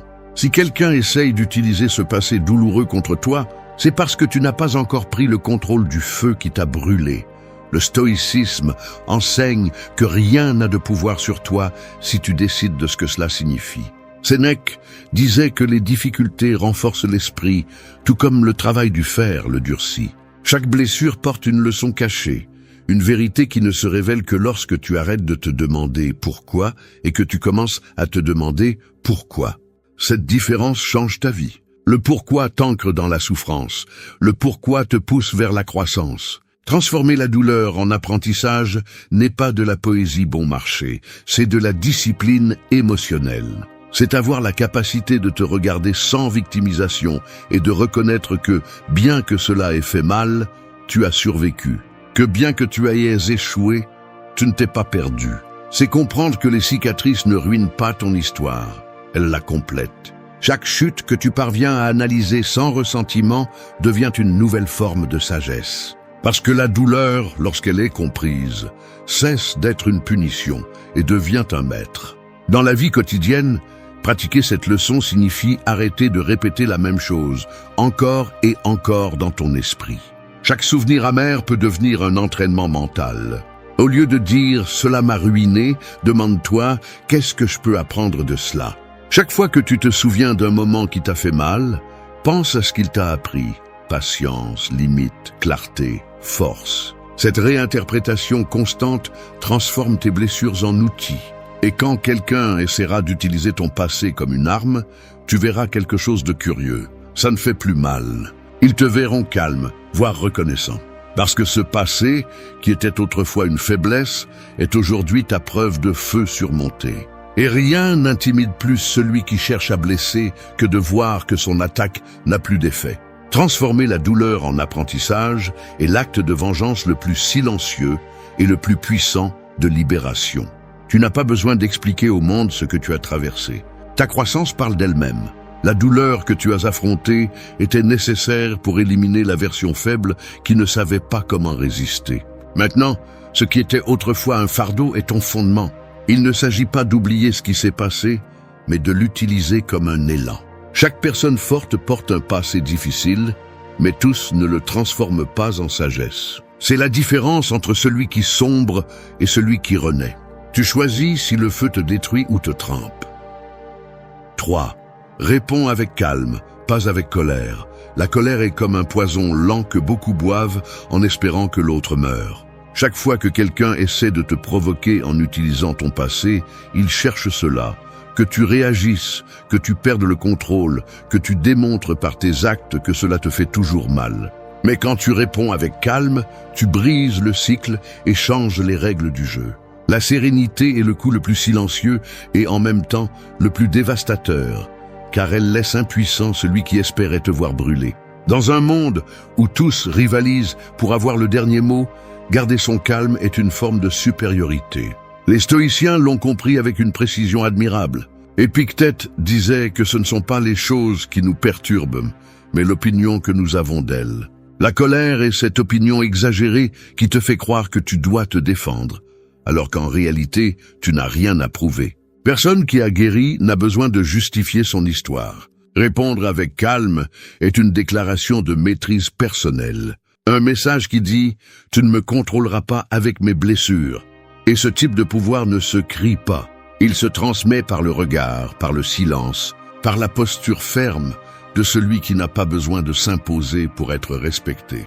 Pratiquer cette leçon dans la vie quotidienne exige de la discipline. Il ne s'agit pas de réprimer l'émotion, mais d'apprendre à la diriger. La prochaine fois que quelqu'un te provoque avec des insinuations ou des commentaires sur ton passé, arrête-toi une seconde. Respire. Observe. Demande-toi si cela vaut la peine d'entrer dans ce jeu. La plupart du temps, non. Ton silence aura plus de force que n'importe quel mot. Parce que le calme n'est pas passivité, c'est stratégie. C'est la maîtrise qui naît lorsque tu choisis d'agir avec sagesse, pas avec impulsion. Quand tu réponds avec calme, ton énergie change. Tu ne réagis plus à partir de la blessure, mais à partir de la compréhension. Tu comprends que la provocation de l'autre n'a rien à voir avec toi, mais avec son propre besoin de se sentir supérieur. Celui qui cherche à utiliser ton passé pour te faire du mal essaie en réalité d'échapper au sien. En restant serein, tu le confrontes sans dire un seul mot. Tu le forces à affronter sa propre faiblesse, car rien n'est plus dérangeant que quelqu'un qui ne se perturbe pas face à une tentative d'humiliation. Le calme est un art que peu maîtrisent. Il nécessite de la force mentale, mais aussi de la connaissance de soi. Tu apprends à reconnaître tes limites, à comprendre ce qui te blesse et pourquoi. Chaque fois que tu choisis de ne pas réagir, tu te renforces. Chaque attaque devient un entraînement, chaque provocation une opportunité de pratiquer ton contrôle. Ce qui hier te faisait exploser, aujourd'hui à peine te bouge. Ce progrès silencieux est le signe que tu mûris, que tu prends le contrôle de ton esprit. Répondre avec calme ne signifie pas que tu ne ressens pas. Cela signifie que tu as appris à ne pas confier le gouvernail de ta paix à des mains étrangères. La colère détruit la clarté, obscurcit le jugement, te fait agir contre toi-même. La sérénité, en revanche, te permet de voir le tableau complet, de comprendre l'autre et de décider avec intelligence. C'est la différence entre perdre le contrôle ou diriger la situation. Lorsque tu réussis à maîtriser ta réaction, le pouvoir change de côté. Celui qui a essayé de te blesser se retrouve sans armes. Tes réponses brèves, calmes et fermes montrent clairement qu'il n'y a plus de point faible. Et cela, plus que n'importe quel discours, impose le respect. Le calme est ton bouclier invisible. Le véritable triomphe n'est pas de gagner une discussion, mais de ne pas te laisser entraîner. Parce que lorsque tu es maître de ta réponse, tu es maître de ton destin. Et aucune attaque ne peut te toucher si ton esprit a déjà appris à être en paix. 4. Questionner les intentions des autres. Il y a des mots qui arrivent déguisés en inquiétude, mais qui cachent du poison. Il y a des sourires qui semblent être du soutien, mais qui sont en réalité un piège subtil. Dans la vie, tous ceux qui te demandent ton passé ne veulent pas te comprendre. Certains cherchent seulement à te confirmer que tu es toujours celui qui s'est trompé. Il est facile de tomber dans leur jeu si tu réagis à partir de l'émotion. Mais celui qui apprend à questionner les intentions derrière les mots cesse d'être manipulé. Tous les commentaires ne méritent pas une réponse et toutes les questions ne naissent pas de la curiosité. Le stoïcisme enseigne à observer avant de juger, à penser avant de réagir. Épictète conseillait de ne pas se fier aux apparences, mais aux faits. Celui qui te rappelle le passé ne cherche pas toujours à te rappeler qui tu étais, mais à s'assurer que tu ne te sens pas libre d'être qui tu es aujourd'hui. Parfois, les autres utilisent ton histoire non pas pour te blesser, mais pour se sentir supérieur, comme si souligner tes erreurs leur faisait oublier les leurs. Mais si tu apprends à voir au-delà du ton aimable ou du sarcasme déguisé, tu deviens immunisé contre leurs tentatives. Questionner les intentions des autres ne signifie pas se méfier de tout le monde, mais apprendre à distinguer ce qui est authentique de ce qui est calculé. C'est regarder une phrase et te demander « Est-ce que cela cherche à me comprendre ou à me contrôler ?» Celui qui ne se pose pas cette question finit par être pris au piège de la manipulation émotionnelle.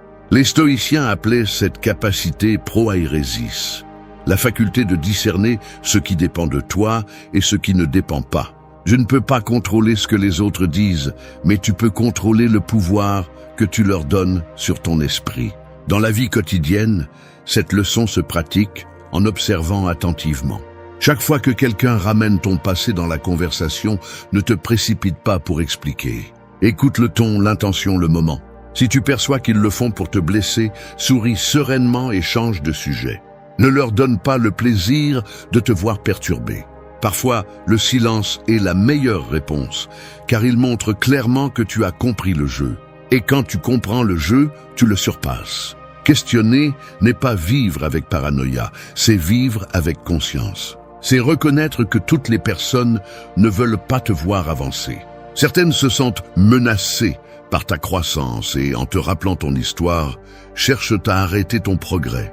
Mais tu n'es pas obligé de rester dans le rôle qu'ils t'ont attribué.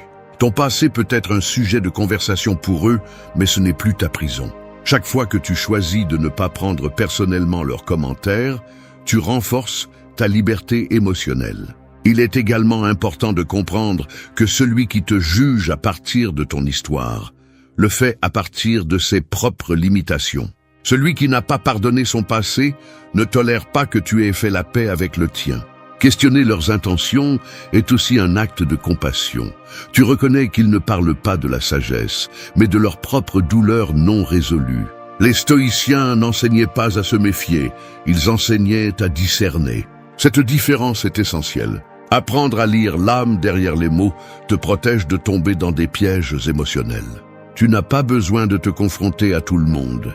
Il suffit de comprendre assez pour ne pas tomber dans les provocations. Celui qui maîtrise l'art d'interpréter les intentions, maîtrise la conversation sans avoir à dire grand-chose. Souviens-toi, les attaques ne viennent pas toujours d'ennemis déclarés, mais de bouches aimables. C'est pourquoi, avant de réagir, analyse. Avant de répondre, comprends. Avant de faire confiance, observe. Questionner n'est pas douter du monde. C'est te respecter suffisamment pour ne pas donner ta paix à n'importe qui. 5. Pardonne-toi et avance. Le remords est comme une prison sans barreaux, invisible, mais capable de t'enfermer pendant des années. Tu te lèves chaque jour et tu revisites les mêmes souvenirs, comme si tu cherchais une porte qui n'existe pas. Le passé te poursuit non pas parce qu'il est plus fort que toi, mais parce que tu ne t'es pas encore pardonné. S'accrocher à la culpabilité est comme porter une pierre qui n'a plus de raison d'être, elle ne fait que t'empêcher d'avancer. Personne qui ne s'est pas libéré de son propre poids ne peut marcher légèrement vers l'avenir. Te pardonner n'est pas justifier ce que tu as fait ni prétendre que rien ne s'est passé. C'est accepter que tu as agi avec la conscience que tu avais à ce moment-là. C'est reconnaître que tu étais humain, que tu as fait une erreur, mais que tu as appris. Les stoïciens comprenaient que se blâmer pour ce que tu ne peux plus changer est aussi inutile que de te fâcher contre la pluie parce qu'elle t'a mouillé. Sénèque disait que les erreurs ne devraient pas être une raison de punition éternelle, mais d'amélioration constante. Ce que tu as fait hier n'est plus entre tes mains, mais ce que tu décides aujourd'hui l'est. Te pardonner est un acte d'intelligence émotionnelle et de courage. Cela signifie que tu choisis de grandir plutôt que de te punir, que tu préfères comprendre plutôt que de te haïr. Tu ne peux pas avancer si tu continues à te battre avec la personne que tu étais. Cette version de toi a fait ce qu'elle pouvait avec ce qu'elle savait. Maintenant tu sais plus, maintenant tu peux faire différemment. Si tu ne te pardonnes pas, tu répètes. Mais si tu le fais, tu évolues. La culpabilité ne construit pas, elle paralyse. Le pardon, en revanche, transforme. Quand quelqu'un essaie d'utiliser ton passé contre toi, cette blessure ne fait mal que si tu ne l'as pas encore fermée. Mais quand tu t'es déjà pardonné, l'attaque perd son sens. Tu peux écouter ce qu'ils disent sans sentir que ça te brûle. La sérénité de celui qui s'est pardonné est inébranlable, parce que personne ne peut te faire honte de quelque chose que tu as déjà accepté. La paix intérieure commence le jour où tu décides d'arrêter de te battre avec ton histoire. Dans la vie quotidienne, cette leçon se pratique en silence. Tu n'as pas besoin d'annoncer que tu t'es pardonné, il suffit d'agir comme quelqu'un qui l'a fait. Quand tu penses au passé, au lieu de te punir, remercie pour ce que tu as appris. Quand tu te souviens de tes erreurs, regarde-les avec compassion, pas avec mépris. Pratique l'autocompréhension. Écris-le si nécessaire, répète-le dans ton esprit. Je l'ai fait, je me suis trompé, mais je ne suis plus cette personne. Cette affirmation n'est pas une faiblesse, c'est une libération. Le pardon personnel est l'acte le plus révolutionnaire que tu peux faire. Il te redonne le contrôle de ton histoire. Il te permet de lâcher ce qui te retient et de regarder vers l'avant sans peur. Je ne peux pas avancer tant que tu continues à porter la culpabilité. La culpabilité te vole de l'énergie, de la clarté et du but. Quand tu te pardonnes, tu récupères tout cela. Tu récupères le droit de recommencer, d'écrire une nouvelle version de toi-même. Te pardonner ne signifie pas que les autres te pardonnent, et c'est bien. Tu n'as pas besoin de l'approbation de personne pour être en paix avec toi-même. Ce qui compte, c'est ta réconciliation interne. L'opinion des autres leur appartient. Ta rédemption t'appartient à toi. Et quand tu réussis à te pardonner, tu arrêtes de vivre sur la défensive. Ton passé cesse d'être un secret. Il devient une leçon ouverte, un chapitre surmonté. Les stoïciens enseignaient que la vertu se démontre par les actions, pas par les lamentations. Si tu veux montrer que tu as changé, vis différemment. Ne parle pas du pardon, pratique-le. Le vrai pardon se remarque quand tu ne réagis plus de la même manière, quand tu peux regarder en arrière sans ressentir de honte ni de douleur. C'est le signe que tu l'as surmonté. Le pardon n'efface pas ton histoire, il la nettoie. Et quand tu la nettoies, tout ce qui pesait avant devient une force. 6. Protège ta paix intérieure. La paix intérieure est comme une bougie allumée au milieu d'une tempête. Peu importe la force du vent, ta tâche est de protéger la flamme. Chaque commentaire malveillant, chaque souvenir du passé que quelqu'un tente d'utiliser pour te blesser, est une rafale de vent qui cherche à l'éteindre.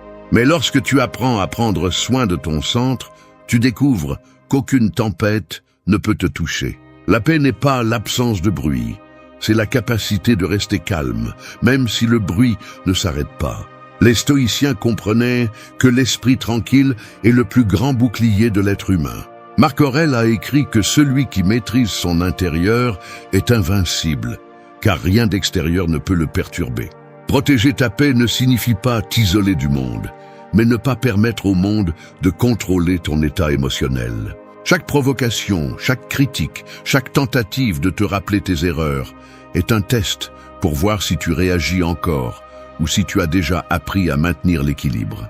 La véritable force ne se démontre pas en criant, mais en restant serein quand tout le monde s'attend à ce que tu exploses. La paix intérieure se construit avec des limites claires.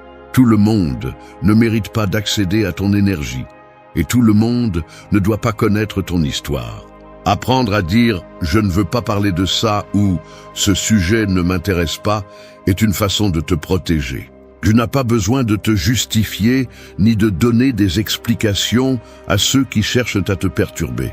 Celui qui insiste pour remuer le passé le fait souvent pour se sentir puissant, mais il ne fait que révéler son vide. Ta sérénité le désarme, car le calme est un langage que seuls les sages comprennent.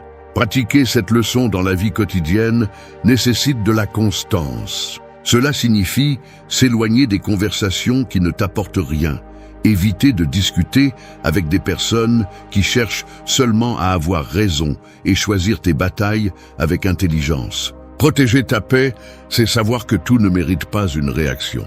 Parfois, se taire est plus courageux que de répondre, et se retirer est plus sage que de rester. Lorsque tu réussis à agir avec calme, tout change. Ton corps se repose, ton esprit s'éclaircit et tes décisions deviennent précises. Cette clarté est le terrain sur lequel grandit la force émotionnelle. Protéger ta paix implique aussi de surveiller tes pensées. Tu ne peux pas rester calme si ton esprit répète constamment ce que tu as déjà surmonté. Chaque fois qu'un souvenir revient, accueille-le sans résistance et laisse-le partir. Ne reste pas dans la scène, reste avec la leçon. La méditation, le silence, ou même une promenade consciente sont des moyens de renforcer cet état. La paix n'arrive pas par hasard, elle se travaille, comme un muscle. Plus tu la pratiques, plus il sera difficile de la perdre. Lorsque quelqu'un tente de te perturber en utilisant ton passé, rappelle-toi que ce n'est pas une question de démontrer sa force, mais de la maintenir. N'explique pas, ne te défends pas, ne discute pas. Regarde-le avec sérénité, car ton calme révèle que tu as gagné. Celui qui cherche à te provoquer veut voir ton feu incontrôlé, mais tu apprends à le transformer en lumière. La paix intérieure n'est pas une faiblesse, c'est le contrôle de soi, et celui qui maîtrise son intérieur a le pouvoir sur n'importe quelle situation. Rien ne te donne plus d'avantage que de rester calme quand les autres perdent le leur. C'est la différence entre le sage et l'impulsif, entre celui qui vit en contrôle et celui qui est contrôlé par ses émotions. Protéger ta paix ne signifie pas ne pas ressentir, mais ne pas permettre à tes émotions de te gouverner. C'est se rappeler que le passé n'a plus de pouvoir sur toi, parce que ton esprit n'y vit plus. Lorsque tu apprends à chérir ton calme comme ton trésor le plus précieux, tout change. Les mots cessent de faire mal, les attaques perdent de leur force et la vie devient plus légère. La paix intérieure ne se cherche pas à l'extérieur, elle se construit à l'intérieur. 7. Écris de nouvelles pages de ta vie. Le passé ressemble à un vieux livre. Certaines personnes l'ouvrent juste pour te rappeler tes erreurs. Mais c'est toi qui décides si tu continues à lire ou si tu commences un nouveau chapitre. Celui qui vit piégé dans ce qui a été répète la même histoire encore et encore, espérant une fin différente. Écrire de nouvelles pages de ta vie signifie lâcher le rôle de victime et prendre la plume du protagoniste. Personne ne peut écrire ton futur si tu ne le fais pas. Et personne ne peut continuer à utiliser ton histoire si tu n'y habites plus. Les stoïciens disaient que nous ne sommes pas ce qui nous arrive, mais ce que nous faisons avec ce qui nous arrive. Marc Aurèle a vécu des pertes, des trahisons et des batailles, mais chaque jour, il se levait avec l'intention d'agir avec vertu, sans se soucier du passé. C'est l'essence d'écrire de nouvelles pages. Agir consciemment aujourd'hui, sans porter l'ancienne version de toi-même. Si quelqu'un essaie de te rappeler tes erreurs, laisse-le faire. Tu es déjà dans un autre chapitre. Chaque jour est une page blanche. Tu n'as pas besoin d'attendre que le monde change pour recommencer. Le changement commence au moment où tu décides de le faire. Peut-être as-tu fait des erreurs, peut-être as-tu fait du mal ou permis plus que tu ne devrais, mais rien de tout cela ne te condamne. Cela t'enseigne. Chaque décision consciente que tu prends aujourd'hui est une phrase différente que tu écris. Et quand tes actions reflètent ta croissance, le passé perd de son pouvoir. Les gens peuvent parler de ce que tu as été, mais seul toi sais qui tu es maintenant. Dans la vie quotidienne, écrire de nouvelles pages signifie agir différemment quand la même situation se présente. Si avant tu t'énervais, maintenant reste calme. Si avant tu cherchais l'approbation, maintenant fais confiance à ton jugement. Si avant la peur t'arrêtait, maintenant avance avec détermination. C'est la meilleure façon de montrer que tu as changé. Tu n'as pas besoin de dire que tu as appris. Cela se voit dans ta réaction, dans tes choix, dans la façon dont tu affrontes les choses. Le changement ne se proclame pas, il s'incarne. Le stoïcisme enseigne que le passé n'existe plus. Il ne reste que le présent, le moment où tu décides. Chaque pensée que tu choisis de garder, chaque mot que tu prononces, chaque action que tu réalises est une nouvelle ligne dans ton histoire. Peu importe si hier tu as échoué. Ce qui compte, c'est qu'aujourd'hui tu écris avec plus de clarté. La liberté réside dans la compréhension que tu n'es lié à aucune version antérieure de toi-même. Celui qui te juge pour ce que tu as été reste bloqué dans un livre que tu as déjà terminé. Il est également essentiel de comprendre qu'écrire de nouvelles pages ne signifie pas effacer les précédentes. Tes erreurs font partie de ton intrigue. Elles étaient les chapitres nécessaires pour arriver jusqu'ici. Mais rester à lire la même douleur encore et encore ne te fera pas avancer. Tu dois tourner la page. Tu dois te permettre de vivre des expériences différentes. La vie ne redémarre pas, elle se transforme. Et la transformation commence par la décision de ne pas regarder en arrière avec culpabilité, mais avec gratitude. Quand quelqu'un essaie d'utiliser ton passé pour te limiter, regarde-le calmement et laisse-le parler. Tu n'as pas besoin de te défendre.